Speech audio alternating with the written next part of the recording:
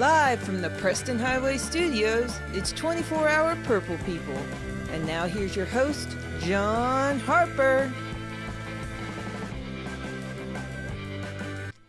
Well, hello and welcome back to 24-hour Purple People. My name is John Harper, and I'm absolutely thrilled to have you along for the ride today as we are all set for episode 11. And we are all set to go the full 60 for all things purple in the city of Louisville. Hope you're having a great day and a happy Mother's Day to all the moms out there. Now, before we get started on this great debate, let me take a moment to introduce my panelists. First, a man who has been at the top of the table all of his life, Mr. Glenn Grum. Glenn, say hello. Hello. I'm very dark, apparently. Oh, you're coming. Here you are. Oh, there I am. Look at that. Just a little bit of a delay there. Hello, everybody. Happy Mother's Day to all the moms out there. Hope you guys are having a great day. You got to enjoy a great racing match, which I'm sure we're going to talk about soon, right? Absolutely, we are. My second panelist has been through many tables on the indie scene in America, Mr. Matt Dalton. Matt, say hello. Well, hello there, John. Are you in the Bat Cave right now? Because you are incredibly dark. Who, me? Did you forget to turn your light on, my guy? Yeah. No, I mean, well, it's possible that my light wasn't on. Let me see. Is that any better? Oh, there That's we go. Way That's better. There you are. That's you. Hi, see everybody. you, man. I can hit my lower third miss now. your face. Well, if you haven't been here before, we are glad to have you for your first time watching 24-hour Purple People. The way this program works is my panelists here, as they debate, they might receive a yellow card, okay? So if they get 2 yellow cards, that'll equal a red card and 60 seconds of mutation, where they cannot talk for 1 second, and the other panelists can sing a song, do whatever they can even do the Macarena if they want. Whatever they want to do, it's totally up to them. It's a free country. As long as I'm okay with it, then, they're okay with it and everybody's okay with it. So without further ado, we will transition to our main screen and we'll get this show on the road. A very exciting match. Look, it's Matt. It's Matt. He's Oh, great. Hey, it's you. A very exciting match out in Washington just ended moments ago. Very, very exciting indeed. And don't forget, if you're watching this on YouTube Live, you can join in on the conversation in our chat room, as long as it's working. Hopefully it's working. I'll make sure it's working here pretty soon. So, gentlemen. It's going to be better than Matt being in the middle of the screen. Yeah. Shut up. We just watched a heart-racing affair between Racing and OL Reign. Glenn, what'd you see from this matchup that just ended? Man, all the luck we didn't have in that Chicago match, we had in this match, right? Like, the ball seemed to bounce our way at the end of the game there. We got that tying goal. I thought we played fairly well. We left that left flank a little open during the match. Yep. But we still were able to maintain, play a decent match. On the road even, taking 3 points, a point, sorry. On the road is always a good thing. So we'll take that. First draw of the season, first points of the season. And hopefully there's something they can build from. I thought it was a good performance. I thought we looked okay. There are definitely things we can learn from. Passing was a little off today, it felt like. But other than that, just a fun match to watch, right? Back and forth. And it was a minty fresh debut for the Mint kids, right? Thought they looked really nice on the TV. Yes, I could be convinced that they need mint socks with the whole kit. I think maybe mint socks would really put it together. So I feel like that might help. That's just my comment on the kit thing, but it looked nice. I like it. And, I agree, definitely. I think the mint almost looked silky today on the TV. I don't know if that's because of the weird contrast there. If they ever had a contrast cup, it should be held at Lumen Field, because the sunlight, the way it works on the TV, I kept going through my settings. I was like, my God. Matt, how'd you feel? It looked like the Reign scored in spurts there, King back-to-back goals, more or less. Same way Houston kind of did it, which we'll talk about later in the program as the Dash come to town. What'd you see from Racing, though? A big point out west against a tough club. Well, they don't have to be pretty draws to get a point, right? That was that was crazy. That was chaos, right? For a lot of that. We came out really guns blazing, pressing like immediately, which is something I really love to see. We had a really good chance early on that was cleared off by the rain early and off the line, and I was really I thought maybe that's the goal we're pressing for, right? And like I didn't know if we were going to get many more chances after that, but I was very uh, surprised and felt really good about it after that. We really settled down, played through the middle a lot. Our back line kind of bunched up at times and allowed Prince to sort of sneak through there. But overall, I think we played a pretty good game. There's definitely some of that passing we need to clean up. And with Fox being out, our back line did have some trouble there. But Yeah, Fox's absence was definitely felt, as Katie said here on the chat. It looks like, though, Racing played a up-tempo style of play. They really did make some, I would say, they made some passes count, but overall the passing, not exactly what we wanted, Glenn. I know that's something you've really harped on with Racing so far this season, or in the Challenge Cup at least. Yeah, I think that's definitely something we can work on and clean up. The good thing is you learn things from these matches, right? Like I think we did some things well. I think that press in the first half really worked well for us. Like I felt like when we were pressing in the rain, we forced them into some turnovers and we're able to make some hay from that. And I felt like that worked out well for us. There are some things to build on. We did have 14 shots with 4 on target. I mean, so we're definitely shooting the ball well. We only earned 1 corner, which I found a little disappointing, but still things to build on with that passing, get more corners, more possession, and hopefully maybe get 3 points when we return home for our first home match of the season. But I think we're doing well. All right, there were 2 games in, a loss and a draw, but both games feel like there are things we can learn and build from. Right, like they don't feel like there was anything that was a letdown, at least in either of these competitions. Right, like so. I think we're heading in the right direction. How about that? Yeah, we got points on the board, man, and that's points on the board, and that's the most important part about today, I think.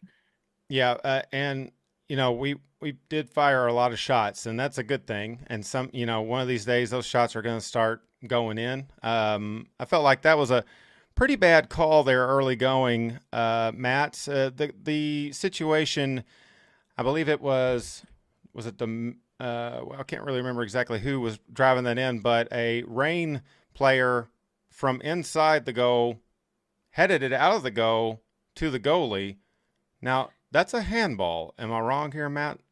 Come explain that to the people. Yes, that is, right? Yeah, it's back pass, right? Yeah, that's a back pass. It's pro refs. I mean, that's not the only we've seen a lot of, particularly with the NWSL pro refs, we've seen a lot of pretty shoddy calls this weekend. And like over the course of the week in general, it's really nothing to be surprised at this point, I think. But sometimes that's the way it goes. There's nothing we can do about it now. I do think that we were able to kind of get back in the swing of things. And like Glenn mentioned, we didn't get a lot of set pieces, but we made good use of the set pieces that we did have, particularly Savannah DeMello, who played really aggressive and really great today, I thought. Yep. Who did that ball touch? That she. I think they gave it to goal. Angelina, right? They gave it to Angelina. Did it touch her? I don't know who. I didn't think it touched her. I thought it was Balser that it touched, but I don't remember. It was a scrum in front of that goal, right? And they cleared it out of the goal. So. Well, nevertheless, Racing did have a good second match to league play, taking that point away in Washington. We would have loved to get that win, but against a very solid opponent with some great stars, this young Racing team is really starting to put things together, and let's hope that we carry that on to the weekend as they return to Lynn Family Stadium here in Louisville. Speaking of women's soccer in America, the W League, USLW, has officially launched. The first match just days ago. I want to read a little something here. This is the USW League mission statement from their website. It says that USW League strives to use women's soccer as a force for societal good by creating a national platform to increase opportunity, gender equity, and career development.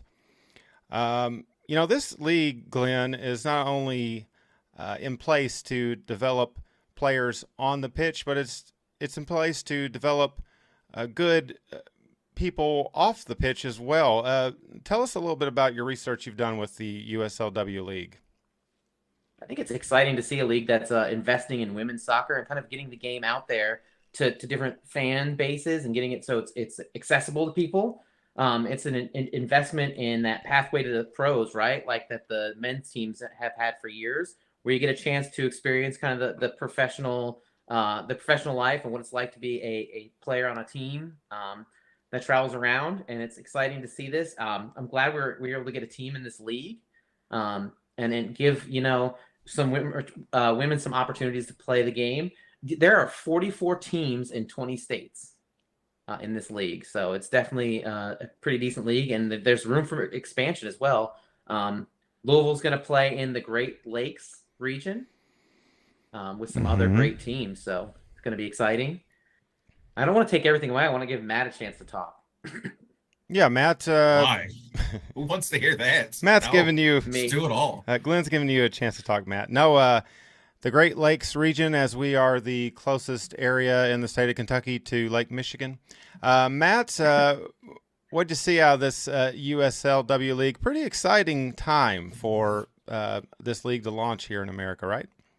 Yeah, so this is a pre-professional league, so it sits on a spot in the pyramid of women's soccer hierarchy that didn't really have anything that in the United States prior to, right?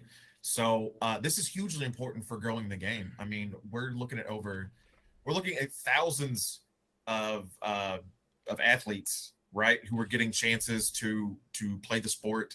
We're looking at not only that, but jobs for referees. We're looking at jobs for game day staff that wouldn't be there otherwise. More soccer is always good. Right. Yeah. So you can find the games, right? They're free to attend to at the Lynn Family Sports Vision and Training Center. You can find that at 801 Edith Road. You can also stream the away games at 11sports.com. Some of the away games. Yes, some of the away games, not all. Yeah, they had a fantastic turnout there in Indianapolis the other night for their opener. Calvin chimed in and said, "Hey, let's get out and support next Sunday. First match here in Louisville, free admission, and it'd be pretty cool to go see a game down there on the practice field for the teams, and I know they've got some grandstands installed, so." Glenn, how about it? It's going to be against a team that's kind of a budding rivalry with us too across multiple leagues, right?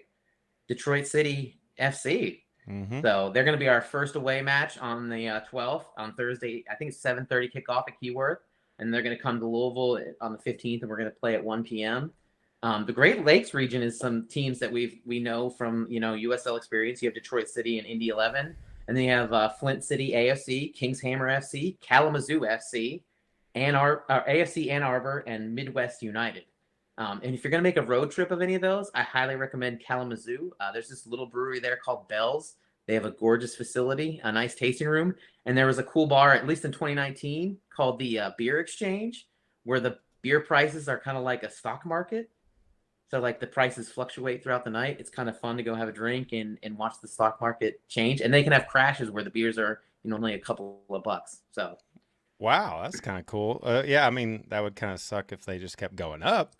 But, I mean, yeah, that's pretty neat. Neat idea. I don't know if I could keep up with such a thing, but that sounds pretty cool. Yeah, reading about the USLW League, 254 matches in 3 months, which is just crazy to think. A lot of soccer in this league.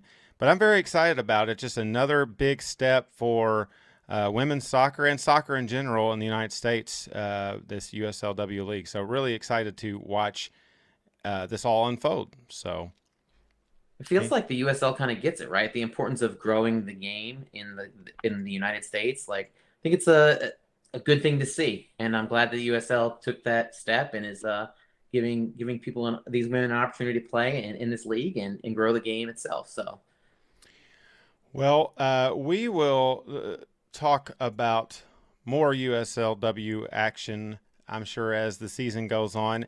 We'll be covering that off and on, maybe not to the depth that we cover the other two teams here in Louisville, but we will certainly keep a close eye on them. So an exciting time indeed for the city of Louisville and for this new league. So moving right along, we went to Atlanta, Louisville City, went to Atlanta as we said farewell our last regular season matchup against Atlanta United 2.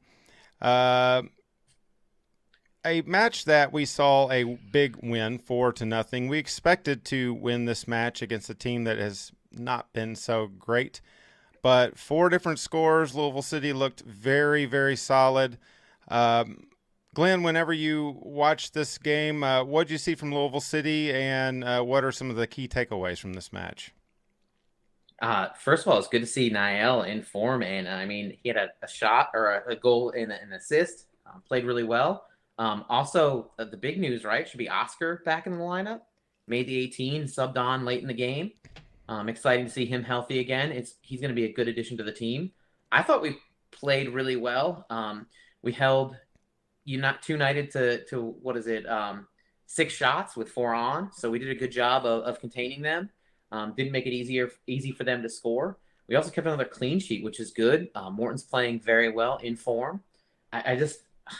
Does it feel like we get better each match? Like, I don't understand. Like, you think that we played – like, I thought Pittsburgh was amazing. We really took care of Pittsburgh. And in this match, we played really well. Like, I felt like we even played a little bit better, even though give a few more shots. But we just played a complete game. We scored 4 goals. Like, I just poured them in, I felt like. Ownby had what I would call almost a quiet game for Ownby, right? But still had a couple of assists and was just good on the ball. It just – man, this is an exciting team to watch, right? Like – yeah, absolutely.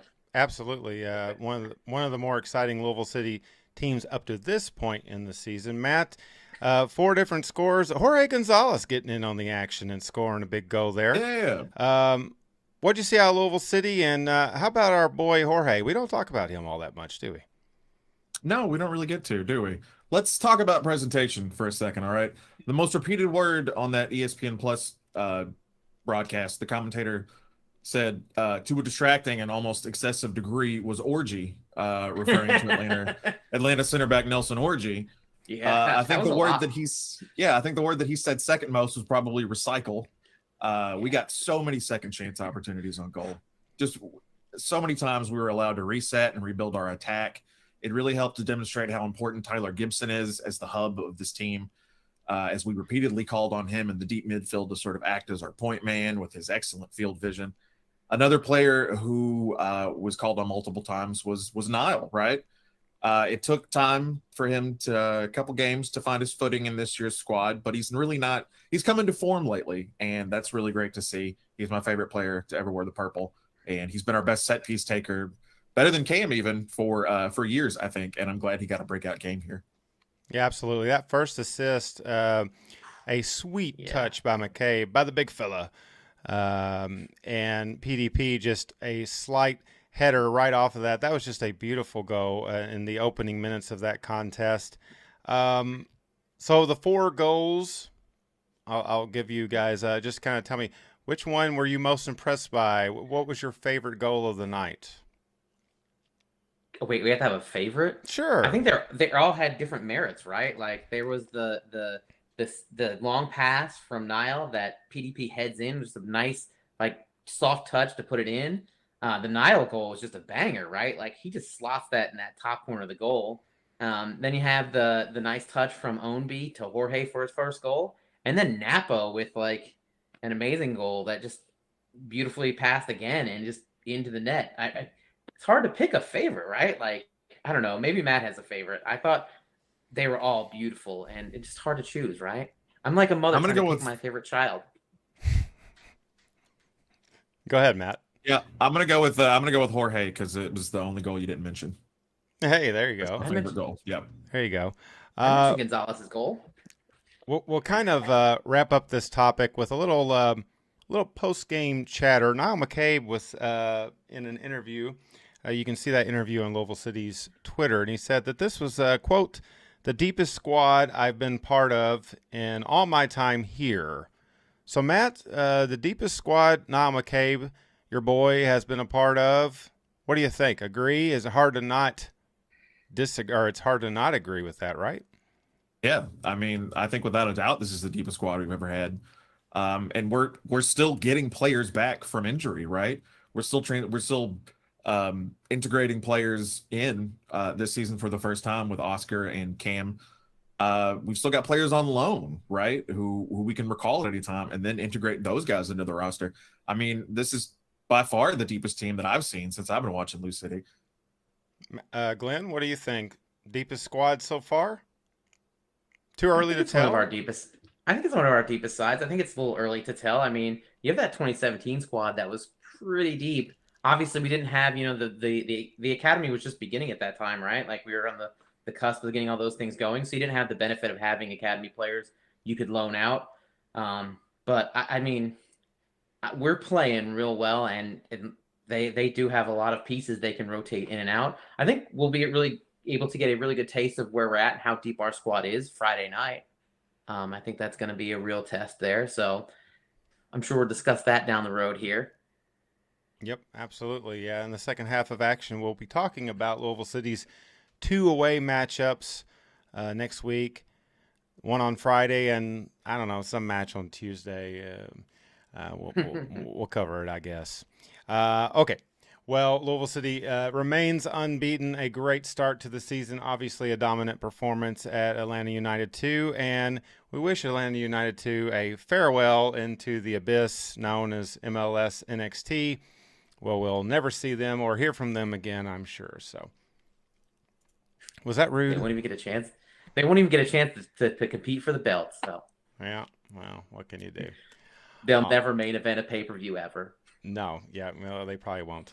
All right. So, since we didn't have a racing match necessarily to cover this week, we kind of have a little bit of a filler segment. We know a lot of you out there are EPL fans, and we thought we might do a special edition of Table Talk. It's Table Talk. Bop. Yes, it is Table Talk, the EPL edition. I even got a graphic here. It was really hard to find. So Really? no, not really. Okay, so first off, I want to ask Matt. You are a West Ham supporter, correct, sir? Mm-hmm. And Glenn, you are Harry.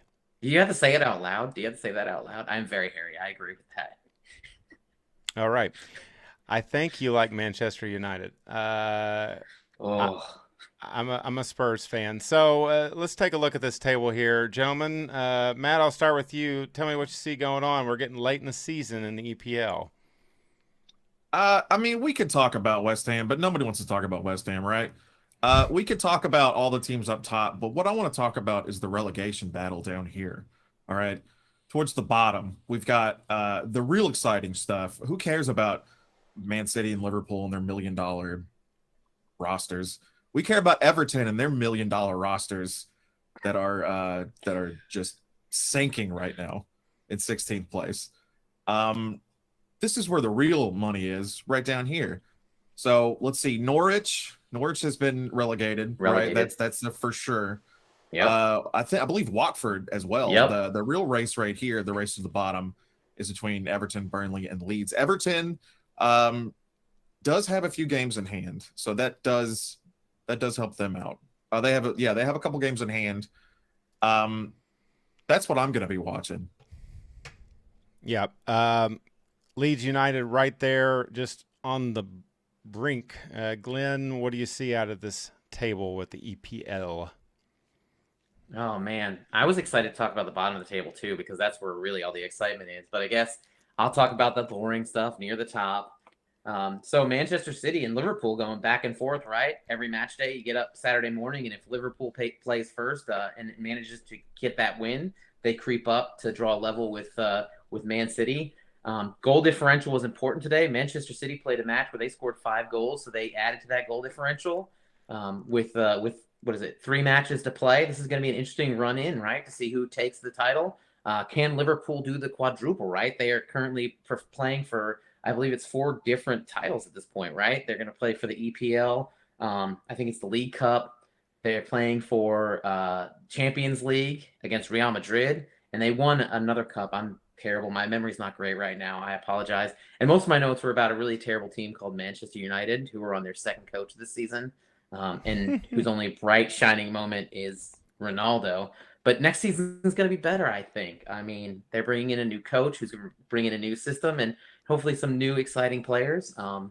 But it's not been a great season, especially I wish I had stayed in bed yesterday because I got up at 12:30 to watch Manchester United not play at Brighton. And they only have one more match, which is against Crystal Palace, which I'm sure will be a beautifully contested game on, I believe it's the 22nd of May when the EPL season ends.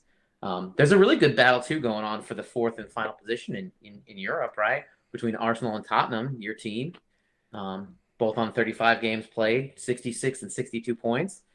Be interesting to see who secures that final spot in the Champions League for next season. So I know that John is really hoping that Spurs will manage to find a way to creep into that spot and get to play in Europe.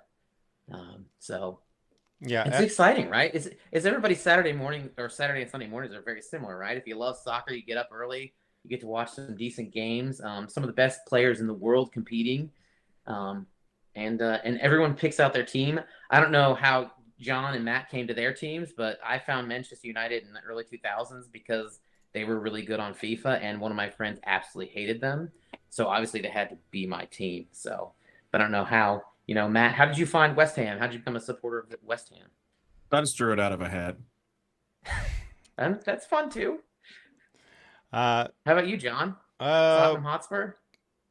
Yeah, the Spurs were the only team on FIFA that I didn't lose with consistently, so I decided to start liking them. That was really what it was based off of. I kind of discovered soccer through playing FIFA World Cup on PlayStation. It was kind of like my first touch of soccer. It's kind of sad to admit, I guess. But that got me interested in the sport, and then I went to a Louisville City game at a baseball stadium. I was so confused. So, but then I fell in love with everything. So, EPL is always entertaining, as Glenn alluded to, a great weekend tradition, waking up and watching the EPL. And it's coming down to the wire, as this time of the year always does. And promotion relegation really does make a big difference, doesn't it? I think it gives you something to play for, right, throughout the season. That there are no games that don't matter, right? Every match is important. Every point is important, right? If you look at the bottom of the table, those teams were on 34, 36 points. Every match is important to those teams, and then you're at the top of the table. Think about Liverpool and City separated by 3 points. Like that's one win, right? That basically separates 2 teams. So, and it gets you a spot in Europe as well. Those top 4 spots get to play in Europe and in the Champions League, which is important for your team because you get extra dollars, and also helps with recruiting players and continuing to have a winning tradition. So, Matt, any closing thoughts on the EPL discussion? No, I think Glenn kind of hit the nail on the head, right? Every game kind of means something. There's not a ton of parity within the EPL, which is sort of a turnoff for I think maybe some people. But yeah, I think every match kind of counts, right? As we go on throughout the season, right? It's kind of fun to see the new teams move in, right? Yeah, and there's been many documentaries out there on EPL teams that have been promoted, relegated. I mean, it means so much to not only the teams but the communities. I mean, a lot of teams, the local economy sinks when they're relegated. And forgot which documentary I was watching on Amazon where it opens up and it's in a church and they're praying that they will not be relegated. I mean, I think that's Leeds documentary, right? yeah, That's I believe it was. Yeah. So it's just crazy the difference in the soccer culture and landscape between America and a lot of other countries, but we'll get there one day. It's a growing sport in America. I don't know if we'll necessarily be gathering in our churches to pray, but it is growing definitely in America, and hopefully one day we'll see the light and get some promotion and relegation here. That would be nice. So, all right, well, yeah. So fingers crossed. we didn't give a shout out to Brentford, right? They had a pretty decent season there in 12th place after being promoted on 43 points. Yep. So Absolutely. it proves that you can have a competitive team, right, and be promoted. So Katie chimed in. That was the Sunderland documentary that opened up. Oh, that's not on Amazon. That's on Netflix. Okay, whatever. It doesn't matter. Okay, so, gentlemen, that's going to kind of wrap up our first half. I do want to point out a absolutely beautiful shirt, Matt, and I believe Thank you very much. I spot. Is that RuPaul on that shirt there? It is a drag queen. That's Trixie Mattel. So you're close. I was really close. I just saw the eyeliner. It's and Glenn, your nails are just a thing of beauty as well. Thanks. Absolutely. I got racing and city colors. So. Oh man, I'm jealous of those. Well, that'll do it for our first half, and the fashion statements are over with. In our second half, we'll be breaking down all sorts of fun stuff, including our big match in the U.S. Open Cup, racing heading back to Lynn Family Stadium, and much more. Stick around. You will not want to miss it. Right now, it's halftime hug time. Halftime hug time.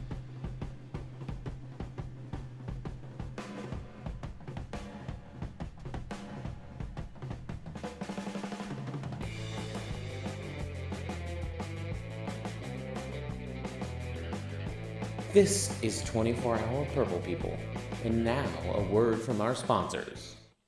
I had so much purple last night and too much SCA. My knees hurt and my cat just Will Smith me. And now I have to host the big show? I can usually handle this shit. I have a headache this big. I need a Lupron. Lupron is safe and approved by the USL and the official drug of 24-Hour Purple People. Just 2 Lupron were able to handle my toughest pains. And when you're constantly winning on Saturdays, reach for the one bottle you can trust. Lupron. Little. Purple. Better. Lupron.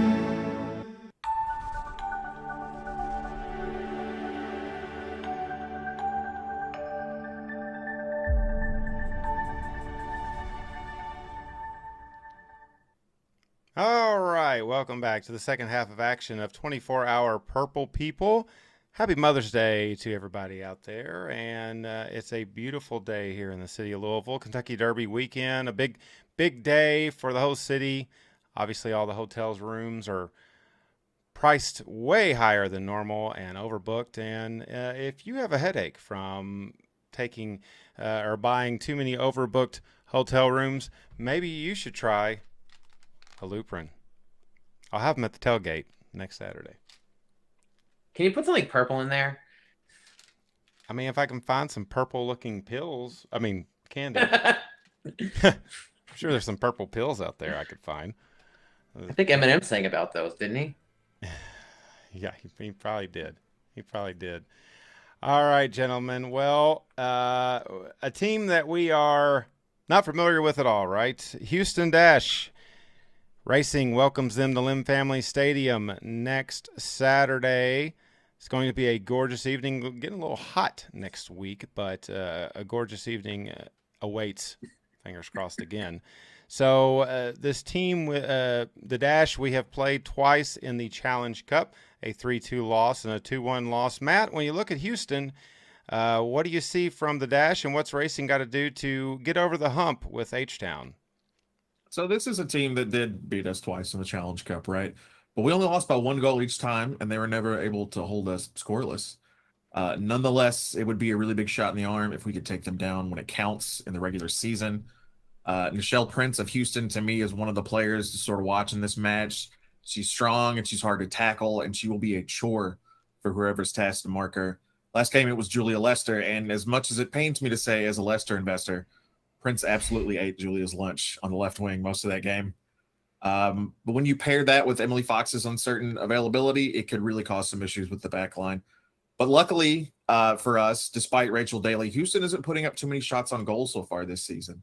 So if we can limit those and then clean up a lot of that passing, some of that those slow rollers that we saw, particularly when playing out of the back today, I think that we're going to be able to pull this one out. We just got to put shots away, right? You can't win games with chances, and you can't get half goals for every 10 crosses. That's just not how it works. We just need to find the back of the net. Yeah, exactly. And, Racing in those two matchups, Glenn, a 55-45 and 56-44% possession, beating Houston in both of those games. So there's just something missing against this club, against the Dash. What does Racing need to do, Glenn, to pull out the victory at home? I think we need to keep building on what we started this season, right? We're crossing the ball well. We're working, our game. Eventually, we're going to get everything figured out, and those crosses are going to start to convert to goals. We need to keep attacking. We also need to make sure that as supporters, we all show up on Saturday night to pack that stadium, make a lot of noise, and let the team know we're behind them, and see if we can't maybe will some of those goals in, right? Distract their keeper. I totally agree with Matt on their threats on the field. We need to make sure we do keep Michelle Prince contained. I was really hopeful. The report I read on Fox said it was a 1-game muscle strain, so I'm hopeful that she will return next week, and we will have a better showing and get those first 3 points of the season. I do think that we play decent at home, so I'm looking forward to a good match and excited to see what we'll be able to do, and see if we can't maybe convert some of those crosses into goals and get that first 3 points on the board for the season. And continue this. I feel like we're building, right? The first match is a loss. That felt like, we're building from that. Second match is a draw. The third match has to be a win, right? Like, just based on what we've seen so far. Matt, with the Challenge Cup and how that preseason, postseason vibe of all that, how important is it for Racing to come out of the gates firing, especially in the first league home game? Well, we saw how well they played today in their first minutes, pressing pretty hard, and we see how well we played. We can play out of the gate, so this is definitely something we need to do against a team that's beaten us twice, right? We need to kind of catch them off guard, throw that right hook, and really put our best foot forward. Glenn, when you think of a home opener, always important for any team, any sport. What's this game mean to Racing coming out of the gate hot?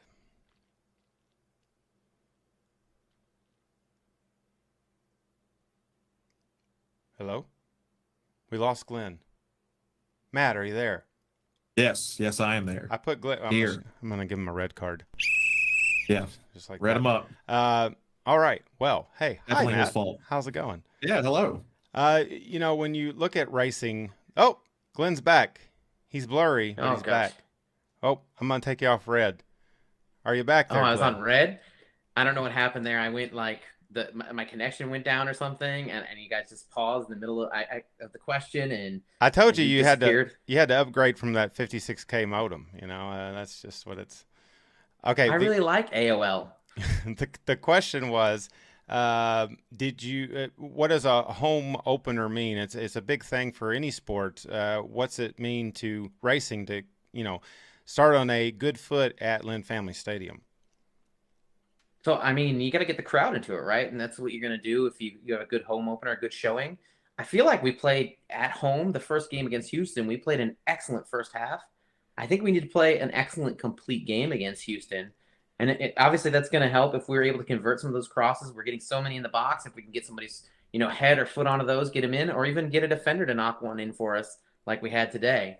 So it's going to be important to build on the momentum that I feel like is growing with this team, right?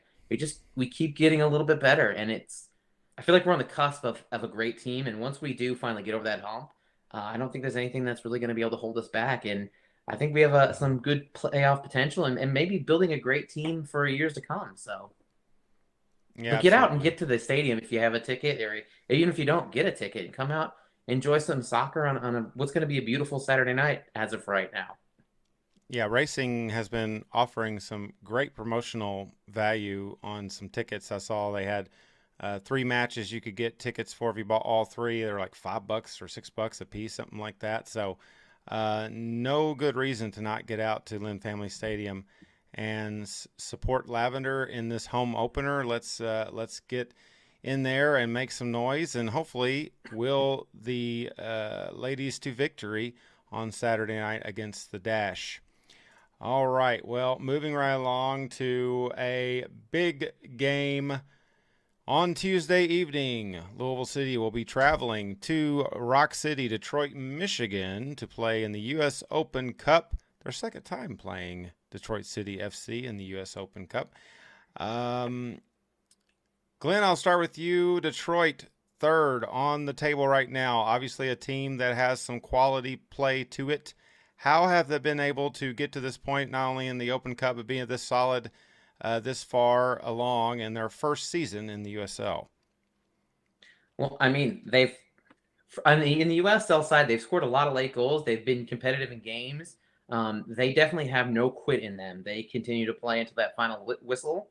Their Open Cup journey started the first round with the 3-0 win at Keyworth against the Michigan Stars. They pretty much took the lead early and scored twice, I believe it was in the 45th minute, and then a third time in the second half to seal that victory at home at Keyworth, with a team that says that the stadium was smelly, smoky, and dark. So they felt like they had an unfair advantage. They advanced to face the Columbus Crew at Keyworth again, which it's going to be something we repeat over and over. It seems like Keyworth is their fortress. They play very well there. They're difficult to beat. They gave up an early goal in the game against Columbus on a penalty kick to Jossi Zardes. They came back in the second half to score 2 goals. Maxi Rodriguez had one from open play and an 86-minute penalty that he was able to convert. Keyworth is a beautiful old stadium, but it definitely is their fortress. They play very well there. They have definitely a home field advantage. They have great support. They do really love smoke, it looks like. Every match I've watched, man, every time they score a goal, that stadium is almost impossible to see what's going on because there's just so much smoke flowing. So it's going to be a good matchup. I think it's going to be it's a difficult place to play, but I think if we're on our game, we have a good opportunity to advance into the round of 16, right? So, and possibly face... Detroit has 4 clean sheets, Matt, this season. Of course, Louisville City leads the league with 7 clean sheets. They have been very good defensively. What else do you see from Detroit that is a threat to Louisville City? Yeah, they definitely rival us defensively, statistically anyway. They've only conceded 7 goals this year, right? They play 3 in the back, and they're usually pretty solid for them. And they're similar to us when they press. They like to press their opponents when they play out of the back. So we'll need to keep those passes kind of crisp in our end. Hopefully, Ombi should be able to disrupt their line with a pretty strong run or 3 or 8 and draw some extra defenders onto the wings so we can kind of capitalize in the middle there.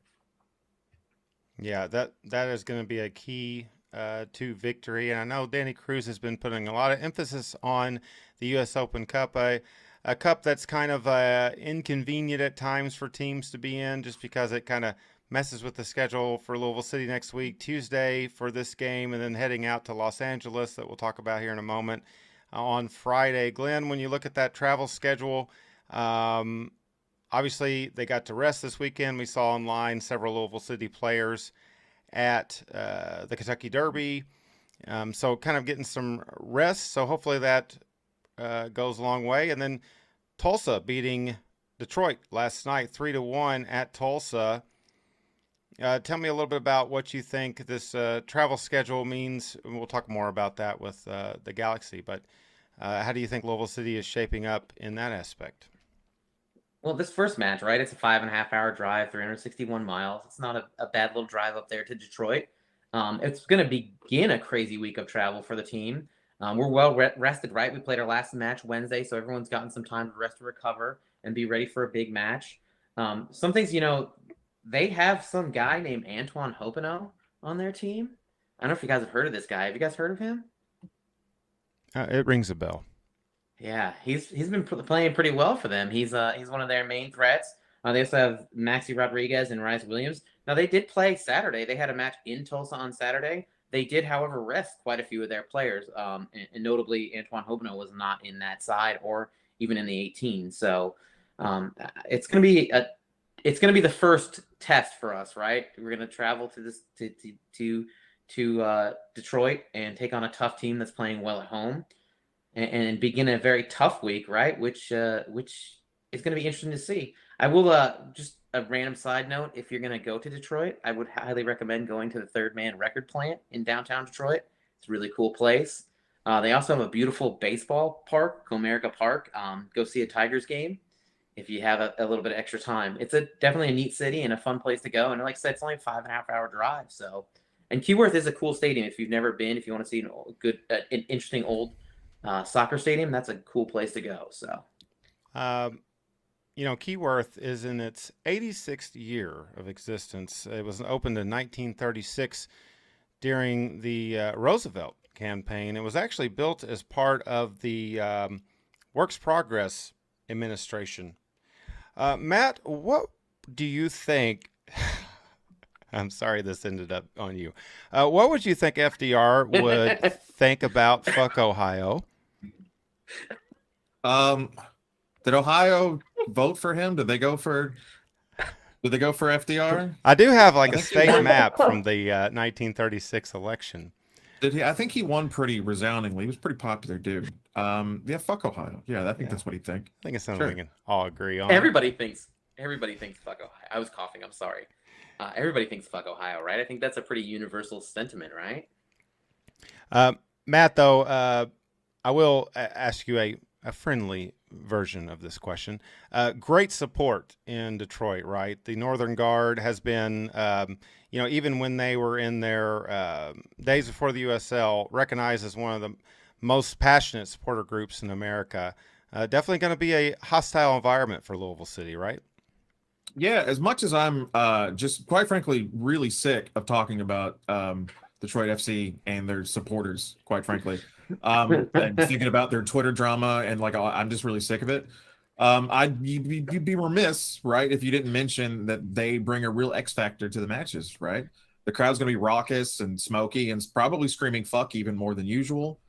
On-field communication is going to be a little limited. And for a lot of our guys, I think they're professionals and they've been in this kind of atmosphere before, but we've got some newer guys who maybe played in a couple places where people just didn't show up for games. Mm-hmm. So this might be kind of new for them, right? It could be disruptive to some of them, but also that kind of opposition can also be pretty motivating for some. Either way, it's going to be fun to watch. Yeah, excellent point, Matt. I mean, this is not going to be like playing at Atlanta, right? This is a totally different environment. They come out in full draw. The stadium seats just under 8,000, but they pack it more times than not. Great support in Detroit. And hey, look, I think the Northern Guard, they get, I don't want to say a bad rap because it's not really a bad rap. It's more so people look at them like, oh, they're so ultra, for lack of a better term. But hey, they raise a lot of money for charities. You go to their website, they have a lot of good things they do in the community. And Glenn, I think you talked about in our chat that last time Louisville City and Detroit met, which was in the Open Cup at Little Lynn, I believe, right? It was at the stadium. At the Bellarmine, I believe. It was yeah, that's right. The game went to penalty kicks, and the Northern Guard supporters stuck around at the end of the match, and told us it was a good game, that they enjoyed coming out. They were all friendly even before the match. I think that there's this misconception that people are just angry and all edgy and knifey and upset, but really they're soccer supporters. They love the game of soccer and just want to see it grow in the United States in general.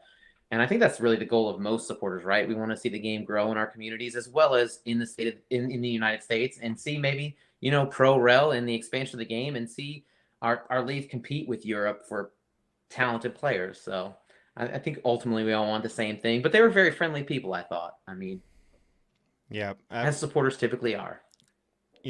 I think this game means a lot to Louisville City, and we've got to see them again in league play. Obviously, we've talked about this before, that overall we want to win the league, but it would be nice to make it to the next round of the U.S. Open Cup.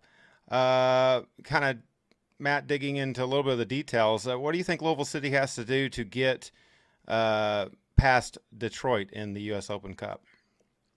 I think that their defense is pretty stalwart, right? So we're going to need to, I know I say this constantly, but we need to capitalize when we get those opportunities, right? When we get opportunities in front of the goal, we need to capitalize.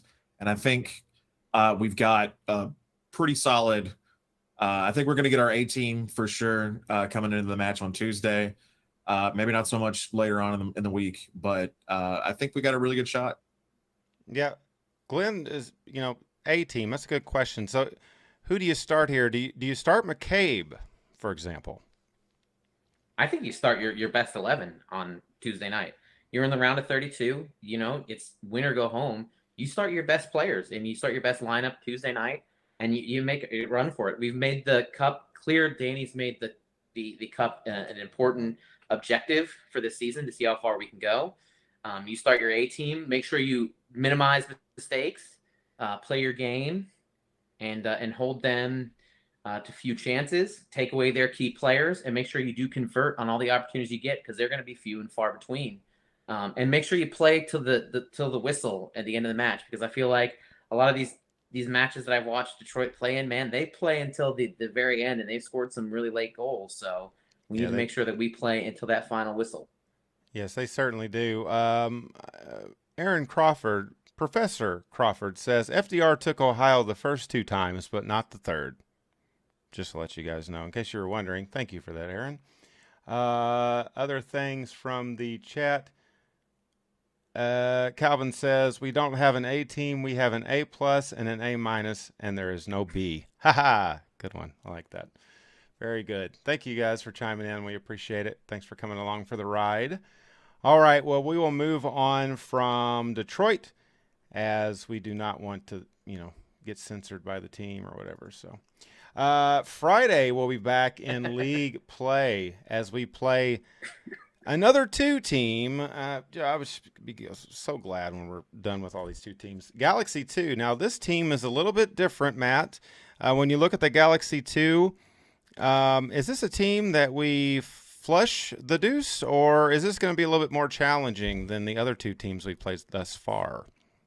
I think the most problematic thing about this matchup with Los Dos is the Open Cup game 3 days prior, right? I'm not overlooking Galaxy 2, but I'm also not going to call this like a trap game. This is a team that does have weapons that will put up shots in Remy Cabral and Michael Salazar. They're going to make Morton make a save or 2 throughout the game. They had a 4-game unbeaten stretch a little bit earlier in the year after a pretty rough start. But to be honest, they're pretty middling at basically everything, right? Ultimately, our lineup is going to be a lot more important than their lineup in deciding who walks away from this game with points. I wouldn't be shocked to see Oscar pick up his first start of the year. I also believe we'll have another Ray Serrano sighting, and it could be a great time to have him have a breakout game to make Danny Cruz's game drop even harder than it already is in deciding our lineup. No, absolutely. The Galaxy rank 5th in possession right now in the USL. They possess the ball really well, Glenn. How's Louisville City going to break this down Friday night to get the win? It's going to be tough, right? You got 2,096 miles of travel to get out there after traveling, 360 some miles. You're going to be on a short rest, so you're definitely going to have to rotate some players. It'll be interesting to see the squad that Danny puts out there. I would look to see possibly Oscar as a starter, maybe Soler as well. I think sometimes our midfield, we have some issues in the midfield, rotating players. So we'll need to make sure that we play a solid game in the midfield and make sure we have somebody solid at that number 6 position. I agree with Matt. I don't think this is a team that I looked at and was like, man, they're world beaters. They haven't played necessarily all that well against top table teams. So I feel like we're in a good position. They just lost, I think it was yesterday, by 4 goals to El Paso. So I'm looking for us to try and play our game again, possess the ball, and make sure we, get an early goal possibly and try to just hold on to that. I do think that, 1 point in this match is not a something to be ashamed of, especially on a short week's rest. So I think we play our best game, see what we can do, and see if we can't take some points away from a not good but not bad Los Dos team on the road. I mean, Yeah, these two teams can be a little pesky at times, and we'll see what that amounts to coming up this Friday as we go out to Los Angeles to play the Galaxy 2. I'm looking forward to that one. A Friday night game. They don't happen all that often. And then after that, we'll be back home 2 Saturdays in a row, which I'm excited about that. So looking forward to Louisville City returning home to Lynn Family Stadium. Speaking of Lynn Family Stadium, a place that the USL commissioner likes to visit often because it's the best stadium in the entire world. And we just thought we would take a second and talk about what it takes to be a great commissioner and what these gentlemen here, these two handsome brutes, would do if they were the commissioner of the USL or NWSL, whatever, for a day. So a little fun topic here. How would you repair the soccer landscape? What needs repaired? Matt, I'm going to start with you. Take it away. So no swearing, first of all, which is pretty self-explanatory, I think. No implied swearing, right? Because that's worse than swearing because it makes someone else fill in the blank and say the swear word in their head. So that's even worse. Yeah. Number 3 on my list, I'm going to push in the tabs on the VHS tapes so we can record over last week's games. I don't trust digital, right? Because where is it? Where is it? Can't hold it. I'm going to hide little mistakes in every broadcast, right? I'm going to misspell names. Easter eggs. What's wrong, the lineups. Yeah, little Easter eggs. The fans love it, right? I'm going to save a bunch of money by not advertising just at all. I'm going to bet that advertisement money on the ponies, right? Maybe at the dog track. Never know. Number 7 on my list, I'm going to create a rule where you can pick up the ball and run with it once per match for 20 seconds. But during that run, every other player is allowed to foul you with no repercussions, right? And I call that the reverse Mario Star. And then finally, I'm going to get fired and collect a hefty severance package that I signed into effect earlier in the day. And that's what I would do if I was commissioner for a day. Well, that is the end of the show, folks. For Glenn Grump. No. That is excellent, Matt. John, I just want to interrupt you and say I clearly misunderstood this category because I took it really serious and thought of like things that can improve the game. So I clearly missed the mark completely on this, and I really apologize to you guys. This is 24-hour Purple People. It's a casual show for casuals. Well, I took this really serious. I wanted to, there's some things I'd like to see, right? I'd like to see each team work on sustainability, having their own stadium, and maybe trying to sell that in each market, the importance of having a soccer-specific stadium to help grow the game, and facilities also for what I would call community growth, right? Because if you have a great facility in your community, you can encourage players to come join your team, create your local teams, and have a community that grows the game. You have youth programs that involve the team. I would also work on, our broadcast or accessibility of the matches, make it so that they're viewable by your local audience, and make sure that they're advertised to your local audience. Make sure those broadcasts are digital and in high definition, so that when people see them, I would actually eliminate the VHS. Sorry, Matt, I wouldn't break the tabs off the tape or put them back. I would just eliminate those camcorders altogether, and get a high definition system. Because ultimately, you want your league to be competitive with other leagues in the world. So I would want to see, VAR and things like that eventually, as well as goal line technology. And you're not going to be able to do that with VHS. I mean, I guess you could take the tape out of the camera and go rewind it and watch it again. So I guess if I wanted to save some money, I could get like those old school carts with the TV and the VHS on them that you used to have like in high school. And you could have one of those things roll out on the field. The AV cart. Yeah, I would want to do away with AV carts. So make everything digital. And work on something that would get the game out to the people in the community. Also work on some other things, such as implementing pro-rel, because I think that's something that's going to need to happen in this country if we really want the game to grow, right? We talked in our EPL segment about how important every match was, right? Imagine if there was pro-rel for the USL between, 1, 2, and championship. Imagine how important those matches would be and how involved in the community. You'd want your stadium packed every match to get that advantage over a team so you can win as many matches as possible and try to advance and try to get promotion. But those things are all going to hinge on having all those plans in place to have sustainable stadiums, to have a community that supports the game. We need goal line technology and VAR, to compete with those global leagues. I think those are things that would happen, over time. But clearly mine wasn't as funny, and I wouldn't outlaw swearing or perceive swearing. You could do whatever you want. I don't think that's really important to the game, or it's no advantage, right? Like, no one's ever been like, man, if that team, if their fans had only not said fuck, we would have won that game. Like, it doesn't stop the ball from going in the goal. Yeah. Calvin says, Matt for commissioner. He also says, forget VHS, go straight to Betamax. There we go. That's a stretch there, Calvin. That's a Does stretch. anybody know what that is? Like, Calvin and maybe like 20 All other three of people us do. Right. Damn it. Yeah. I don't. Did Matt really experience Betamax though? Do you remember those days when you had to go in the weird like small tapes? Like, Bro, we had one TV with an antenna. I didn't have a VCR. No, I was poor, so I didn't get to experience any of that shit.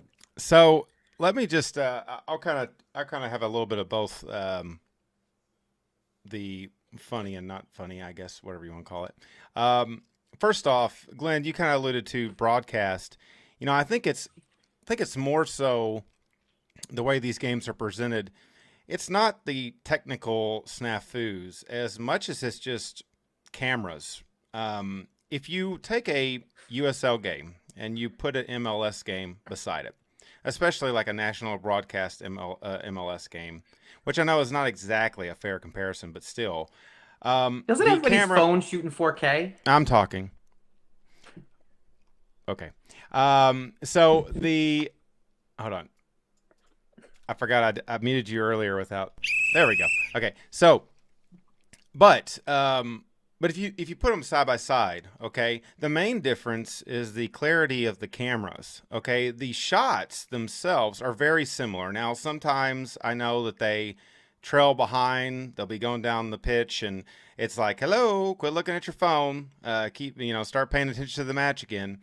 But the quality of the actual camera themselves, yes, they are high definition cameras, but they are nowhere near the quality of broadcast cameras that the MLS uses, or ESPN uses for MLS, Fox uses for MLS, etc. So what I am most excited about, and the reason I brought this up, is our game on July the 20th against Phoenix. That was kind of a hyped up game that everybody kind of had a meh to. This USL Summer Showcase of the Immortals.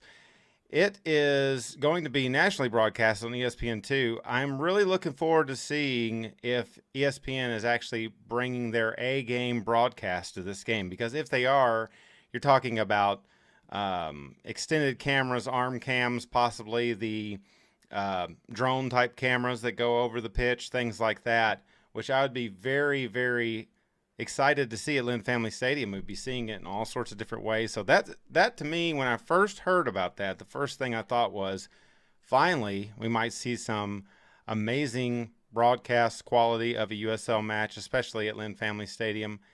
But we'll see. Similar to what we saw, the NWSL Championship at Lynn Family Stadium was CBS, but done really well. Goal cams and all sorts of stuff in that match. That it makes a huge difference. And when you watch USL, if you're presenting it, hey buddy, check out this USL game on TV. There's no crowd. You've got bad cameras. You've got technical snafus. What was it today? One of you guys brought up that you were watching a replay of a game, doing some homework, and they brought up, was that you, Glenn? Matt brought it up. It was PDP scored for Detroit City, right? Like his goal, he was like mentioning Detroit City. Yeah. So, but all that being said, the 20-second rule with running with the ball, Matt, this not only needs to be implemented in the United States, but I think that might be a game changer for soccer worldwide. And you can only do it once, right? You can't. I don't want people to rely on it, right? You can do it one time. But yeah, people get to just completely tackle you, bulldog you. We're talking spears, and I think we can include some of the training staff. Like, you can get tripped from the sideline. Like I want bench Ooh. players to be able to like run and take a shot at you. No, I that's think it would bring in fantastic. viewers, man. You gotta put eyes on the game, No, and that's See, what it's all about. I'm just confused because doesn't your iPhone shoot in 4K? Like, we can't even get a camera. Like, how hard is it? Like, I mean, shit. If we got the broadcasters all iPhones, at least the quality of the picture would be a little bit better, right? Like, I mean, it's pretty crazy to think of how easy it is to get high definition technology right now. And I mean, I if you mean that's the package, but that's the thing I was kind of alluding to is USL is in high definition. Now that just shows you how bad those cameras are. It's still HD, but it's just so poor quality that when you compare to MLS, of course MLS is going to be considered a top league just for that because when you're watching it, it's like two different worlds. So I mean that's really what I'm thinking is holding the USL back in a lot of ways. NWSL is not much better with their production quality at times. The commentary has been hit or miss. So yeah, Matt, is it difficult to get I cannot wait to commentators? go back to review that whole thing because I was laughing too hard. What were you saying, Glenn? I was just asking if it's that difficult to get commentators. It feels like we have a different commentator pair for each match. Like, Yeah. do they not have like a set commentator? Like, how much better would matches be if you had set commentators that knew about your team and knew, what was going on with your club? I just feel like that would be very helpful and also help with the presentation. But I mean, obviously I only have 24 hours, right? Commissioner a day. So I mean, there's a lot of things that I would start with before I got to those nitty gritty details. But there are definitely some things that can be cleaned up and make this better. Although Matt's running with the ball rule, I mean, I don't know, like that. I can't compete with that. Yeah, Matt. Any closing thoughts on being the commissioner for the day? I know you signed that little thing in your clause where you could get a little money after the fact, right? Yeah. I've said enough, John. I'm good. I've said enough. I think one of the things I would do is make Mike Watts a permanent Louisville City exclusive commentary partner with Louisville City and Racing. He's definitely the cream of the crop when it comes to USL games. He is a busy man. They have kind of a home location for USL and NWSL, so that's how he's able to do 3 matches in a day, which is insane. To be able to do that 3 matches in a day, do all your homework and commentate for 90 minutes. But I think I saw on Twitter, it might have been Calvin today, said tuned in to the Racing game only to see that, or it was tuned into maybe the Dash game, heard Mike Watts and knew that he wasn't going to be on the Racing game. So, I mean, he's developed a following with the Louisville City folks and real nice guy. He joined us at the 2018 championship tailgate, I believe, at Little Lynn. So him and Devin Kerr were out there hanging out. Real nice guys. So we appreciate all their hard work and what they do for the league. We're not ragging on them when we talk about some of that off and on commentary. They always bring a different level to the matches, right? They're the two best, right? I feel like for me at least. Like if I'm watching a match, those are the two guys I want to call. Like no Absolutely. offense to anybody else, but they are definitely the guys I want to hear. Like I make sure I do not put on a record if they are commentating on the game. So, and I want to hear what they have to say. Yeah. Aaron says that's something teams have the option to do for their local broadcast, but I think we're better off using the league guys. The guys who float between games typically know us and the league very well. Calvin says clone Watts and Kerr and put them on every match. If that was possible, they would definitely do that. But yeah, they're really good. Devin Kerr has especially grown on me. He's very interactive with the community and stuff on Twitter, talks to, replies to stuff and all that. I mean, they just seem like good guys. And Mike Watts, I mean, I think he was doing the Yankees game on Saturday. I mean, he's all over the place. He was at Madison Square Garden for a couple of Knicks games. He might have actually been the public address announcer there for a couple of games. So, yeah, those guys are great. But just get some new cameras, USL, for crying out loud, amongst some other things. But congratulations on y'all's 24 hours of being the commissioner. I'm sure y'all both would be fantastic commissioners. Nothing could possibly go wrong with you two at the helm. Yeah. You're Oh welcome. yeah. Yeah, We definitely will improve the game for sure. Yeah. Hey, we missed something just real quick before we end the show. I know we're getting close to Sure. wrapping up. Congrats to North Carolina Courage for winning the Challenge Cup, 2-1 over Washington Spirit yesterday. Yep. I don't know if we touched on that or not. So Yeah, pretty dominant performance, and they've been a dominant team with 2 NWSL titles now, and the Challenge Cup now, just looking stronger. And we'll be seeing North Carolina before too long in league play. That's racing. We'll be seeing them in league play before too long. So, all right, gentlemen. Well, that about wraps it up for today. We appreciate everybody coming tonight and being on the broadcast. These Sunday games kind of are a unique challenge for us. So thanks for sticking around a little bit later in the evening with us. We really appreciate it. Don't forget that 24-hour Purple People is available in all your favorite places to get podcasts, including Spotify and a handful of others that I don't know. But you can just Google 24-hour Purple People and all sorts of stuff's going to pop up. Some things you don't want to see. You might want to turn the explicit thing on when you do that. Also, what? Also, what? if you haven't already, hit that like button on this. It would really, we really appreciate that. It helps us get seen. Subscribe to our channel for more ridiculous content. We have a very special Detroit video coming tomorrow, and we really hope that we don't find like a horse's head in our bed. I guess I'll be the one. I'm the one that made the video. Okay, you can come after me. All right, gentlemen. Well, I think that about wraps it up. For Glenn Grum, Matt Dalton, my name is John Harper. We are the 24-hour Purple People. We will see you next time. Keep it purple, fam. We love you all. Thanks for joining us. Bye-bye, everybody. Bye. Bye-bye. Bye. Sorry I was coughing so much.